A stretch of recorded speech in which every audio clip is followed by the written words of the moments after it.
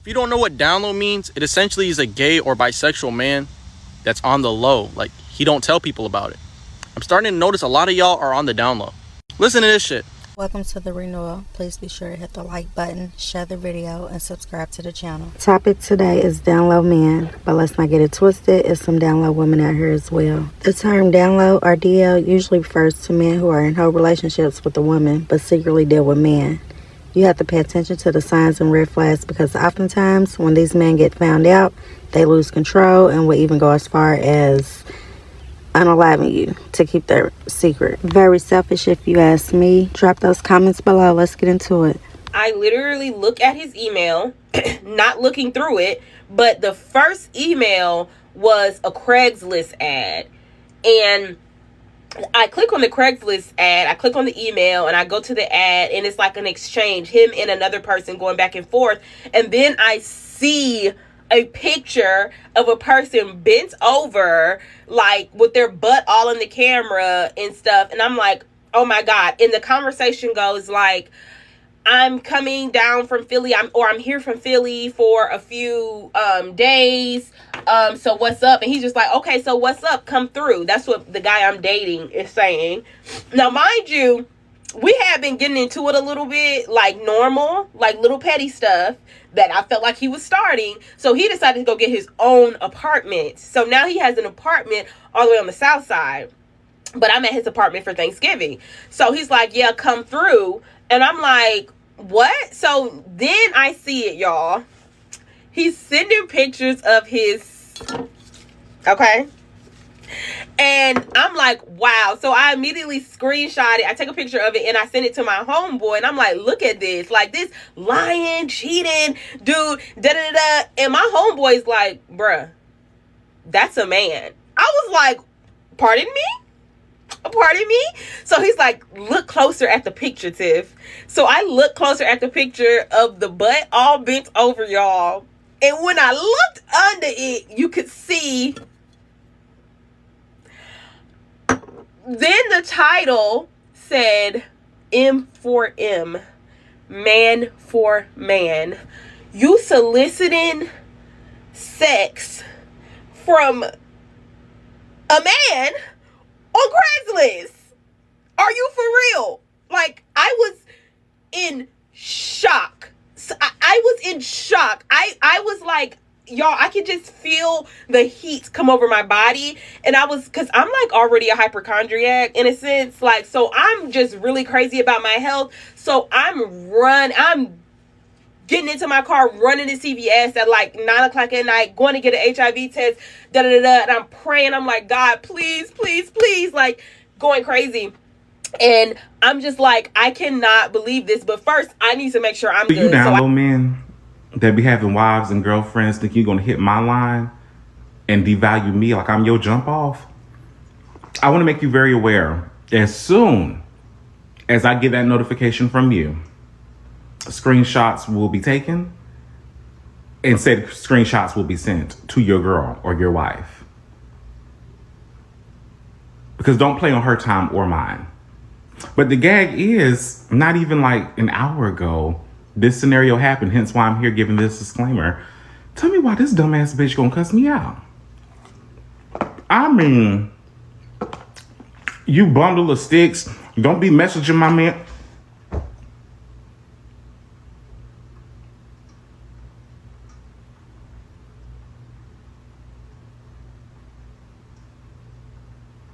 I didn't even know what to say. I couldn't cuss her out. I couldn't read her. I was just so distraught because I'm like, I done told you the tea. And yet you going off on me?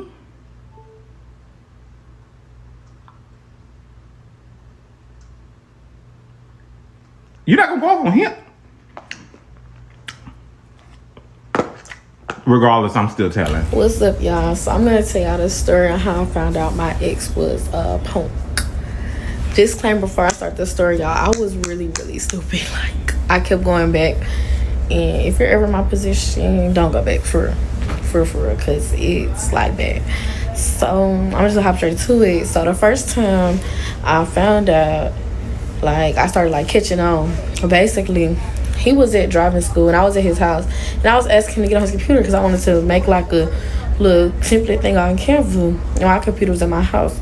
So he wouldn't give me the password. I'm like, why you won't give me the password? Like, what's up? Like, I got the password to your phone, all that, but I can't get the password to the computer. What's up? So like, I'm suspecting. So I'm like, what? So after that, I was just like, forget it. We went on this cruise, y'all. We came back, and he on the game. I'm like, can I use the computer to get on Canva? He like, okay. He not paying attention to what I'm doing because he focusing on what he's doing on the game. I get on the computer, I open Google, I see he's on Twitter, like a fake page I never seen before. I know he got 2 Twitter pages. I didn't know about this one. So I log into I didn't log into it, but I clicked on it, and I just seen a whole bunch of like videos. And so I go to the DMs, I just see him texting a whole bunch of like the little Twitter stars and stuff like that. And I didn't peep at first, so I just took pictures of all of it. And he seen that I took the pictures. He deleted the pictures off my phone, but one of them stayed. And the one that stayed, I had went back and looked at the page again. I seen a girl with So then I'm like, what the heck? Like, I was like, that's strange. And he started like, he was like saying like, oh, I didn't know that was a boy, whatever. So I was like, okay, whatever. He didn't know. So then, double back, this happened in July. Double back August, like 2 weeks later, he made another Twitter page, and it really wasn't nothing homo on them. So then we gonna fast forward to my birthday. So on my birthday, I had just got my makeup. This was on my birthday. It was a few days before my birthday. I had a dinner 4 days before my birthday. So that was the day I took my pictures and stuff like that. So I just got my makeup done. Whatever, we on the way to the dinner. He's driving, and I'm in the car next to him, and we had deleted Instagram for each other and stuff. So my niece, she texted me. She was like, Malia said go text her back on Instagram. Mind you, Malia is our cousin. So I'm like, the heck, like, what's going on? So I log into Instagram. She like, girl, your boyfriend is cheating on you. I'm like, what are you talking about? And she was like, he's cheating on you with a boy. I was like, what? And so she had showed me a whole bunch of screenshots of him texting the boy, begging to get into the boy's close friends. The boy, like, he twerking on his close friends and stuff. He begging to get the boy close friends. And the boy, like, he looked like a boy. Like, you could tell he was no boy. Like, he didn't look like a girl at all. And so I was like, give me his number. I got on the phone with the boy, and all he was like, he got on live, and my boyfriend was in the live comments calling him bae and stuff. I'm like, what? So, that really just blew my whole mood. And he was like trying to go home and stuff, trying to play victim. I'm like, this is my birthday and you just ruined it, and you want to cry and go home. Like, no, you're crazy. That's insane. Yeah, my first experience with the download dude was back in my early 20s when I lived in Atlanta. Yeah, y'all remember the Club Tabernacle? Is that still open? I think it's closed. Anyway, I was hanging out at the Tabernacle, and this guy started dancing up on me, and I had these little zebra pants on. I was real cute. I was skinny, but I had a shape. Anyway, this dude that was good looking came dancing on me, and hey ho, back in the day when guys actually approached women.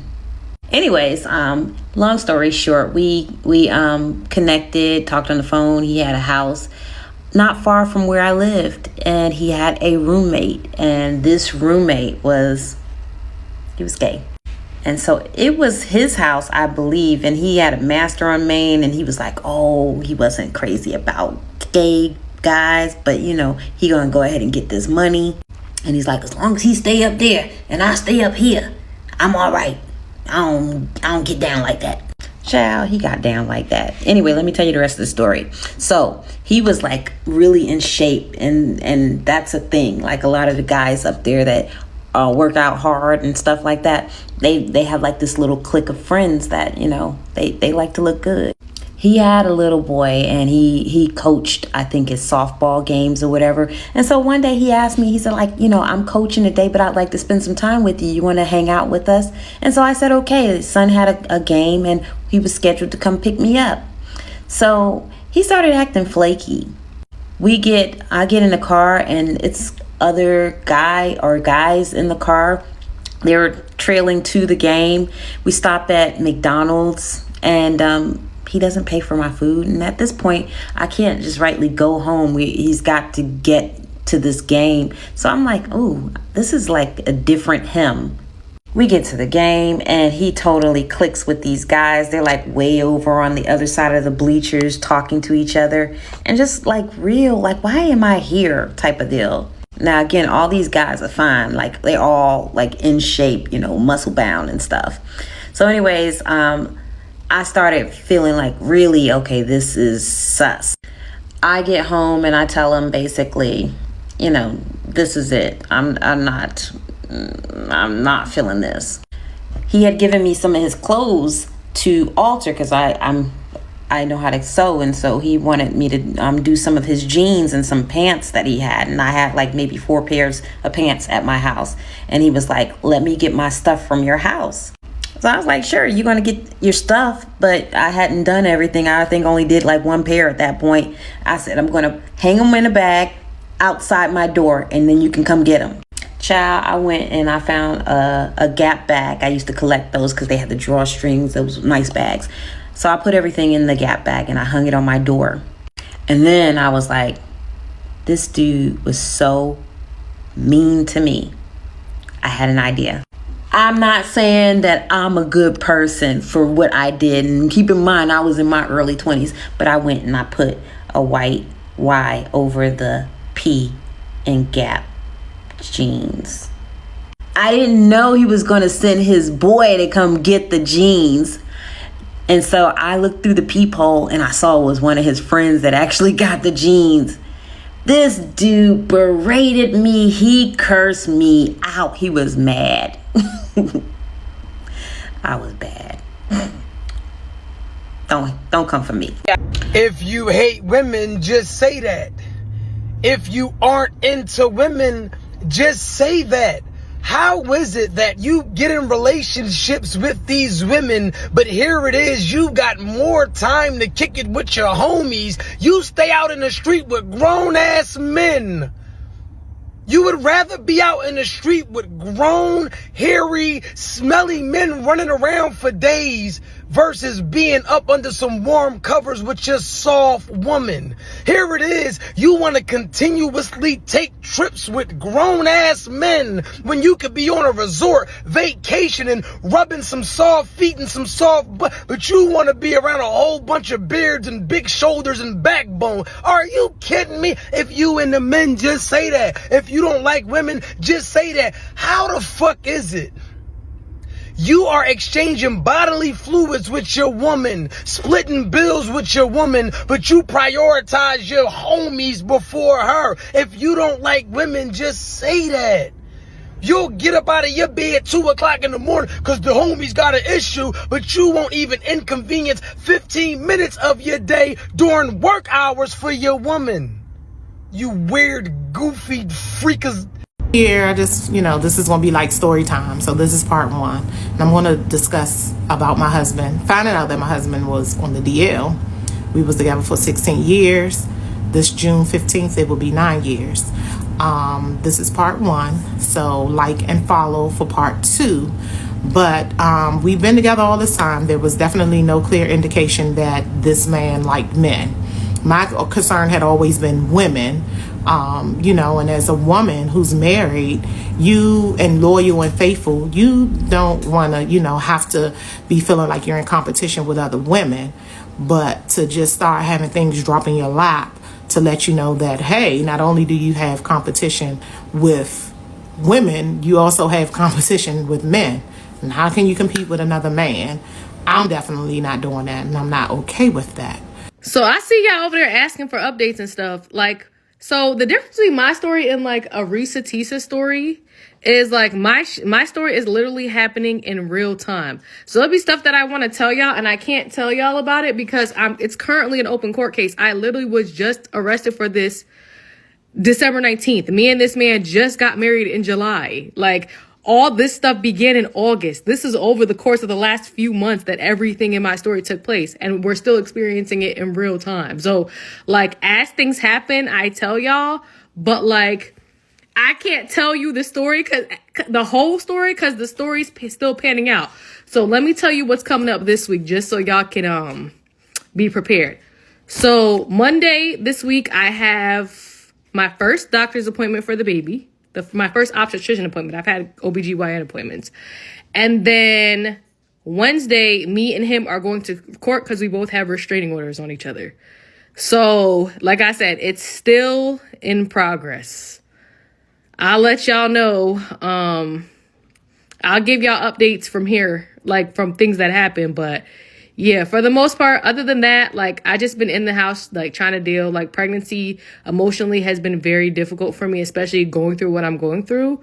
I didn't expect that. So every day I just wake up and I try to find things to keep me occupied to make it through my day. And that's just it.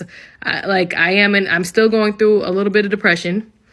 And I'm in a very emotional state because I'm pregnant. So I think this weekend I'm going to take a break from social media just because, like, I see all y'all comments and stuff, unless something happens, because y'all know I'm going to update y'all. But I see all y'all comments and stuff, but sometimes some of the negative ones, it does take a toll on me a little bit because y'all don't got to keep telling me I was dumb. I told y'all I was dumb. Y'all ain't got to keep telling me that. I know. Like, I know I did stupid shit. Like, I get it. Y'all don't have to tell me, like, I should have picked a better father for my kid. Like, I get it. Like, I made a mistake, and if you think that I don't feel guilty enough about that already, trust me, I do. I don't need constant reminders of the things that I did wrong. I know, like, and it's crazy because I know so many people, like, it's a million baby mamas in the world who picked horrible fathers for their kid. Like, I'm not saying that I want to be like them or my goal was to be that, because it wasn't, but shit happens, you know, like, unfortunately life happens. I can't change it. No, I'm not getting an abortion. Like, this is my life. I'm just dealing with my life. Anyways, y'all enjoy the rest of y'all weekend. Oh, and I discovered the block button too, because I typically wasn't blocking. I've never blocked people on this app, but I discovered the block button. So if you being a little too rude or a little bit too mean or a little bit too nasty, I just delete and block. It's nothing. Again, the main thing I want to drive home is all of this happened within the course of a few months.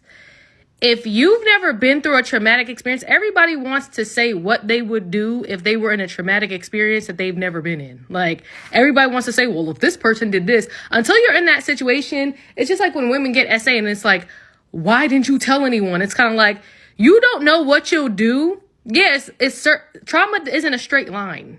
Okay, it's not like, oh, and when you experience trauma, you're supposed to do this, and your brain will exactly tell you to do that, and you'll respond this way because everything's logical when you're in a traumatic experience. No, trauma doesn't work that way. Sometimes it takes you a second. Sometimes it takes you a second to snap out of it. Sometimes it takes you a second to snap into it. Unfortunately, in the midst of a traumatic experience, I made bad decisions. Like, it happens to the best of us.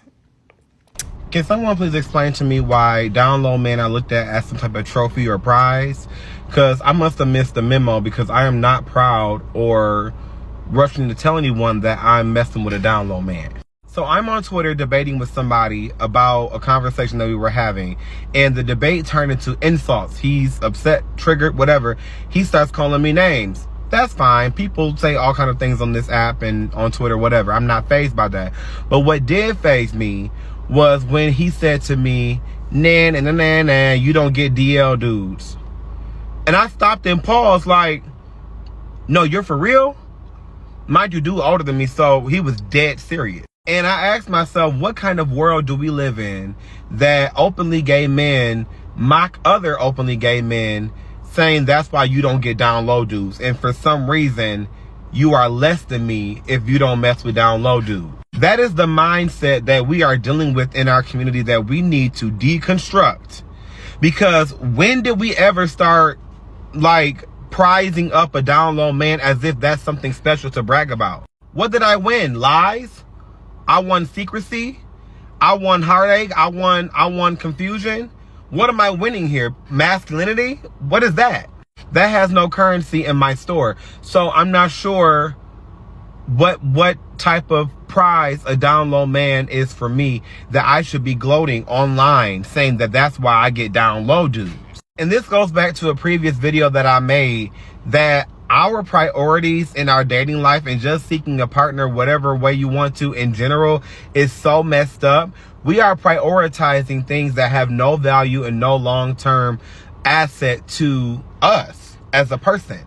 And for a minute, I was going back and forth with this dude because I really wanted to explore his mind. I was more so interested than offended because I wanted to know what your mindset was for you to feel as if that because if you get more DL men than me, that you are better than me. Please explain it to me, because that don't make no type of sense. But again, a lot of gay men think that way. A lot of gay men feel like if they're getting the down lows that they're winning. I want to know what you're winning. What is the prize? And I feel like, honestly, it's internalized homophobia, because for you to feel like the person in our community that does the least for us is the most valuable, unpack that. Because you're not getting shown off, you're not getting flued out, you're not getting prioritized in any aspect of their life except sex.